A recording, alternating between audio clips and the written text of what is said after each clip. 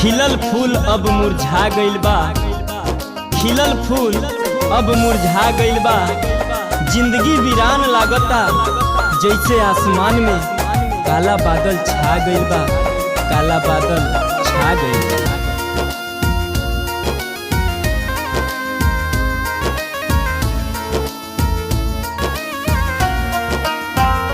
प्यार दिलवा में हमरा जगा के गइलू हथवा में पिस्टल धरा के। प्यार दिलवा में हमरा जगा के गइलू हथवा में पिस्टल धरा के।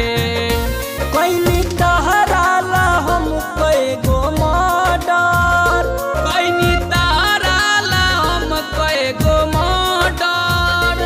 छोड़ा देलू अपराधी बना के। प्यार दिलवा में हमरा जगा के गइलू हथवा में पिस्टल धरा के। प्यार दिलवा में हमरा जगा के गइलू हथवा में पिस्टल धरा के। मिट्टी की दीवार कभी टिकती नहीं, गरीबों की मोहब्बत किसी को दिखती नहीं।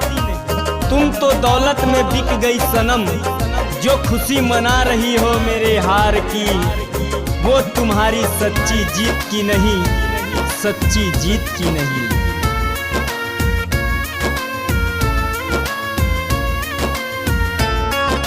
घर परिवार अपन सब ठुकरैनी, तोहरे कारण बर्बाद हम भइनी।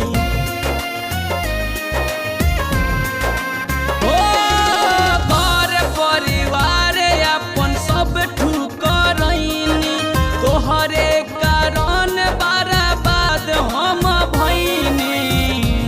अब सूझे न कवनो उपाया, अब सूझे न कवनो उपाया। बारू खुश अपन दुनिया बसा के। प्यार दिलवा में हमरा जगा के गइलू हथवा में पिस्टल धरा के। प्यार दिलवा में हमरा जगा के गइलू हथवा में पिस्टल धरा के। तन्हाई का होला कैसे कहीं, तन्हाई का होला कैसे कहीं। शराब पियतानी कि तहर ख्वाब ना आवे, गमवे कम नइखे हो तो कैसे सही, बोला कैसे सही।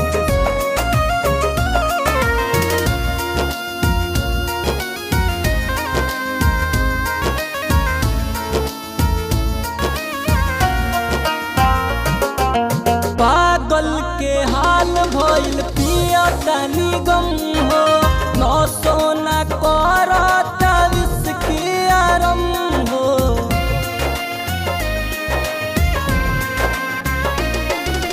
पागल के हाल भइल पियतानी गम हो, नौ सोना करतावे विस्किया रंग हो।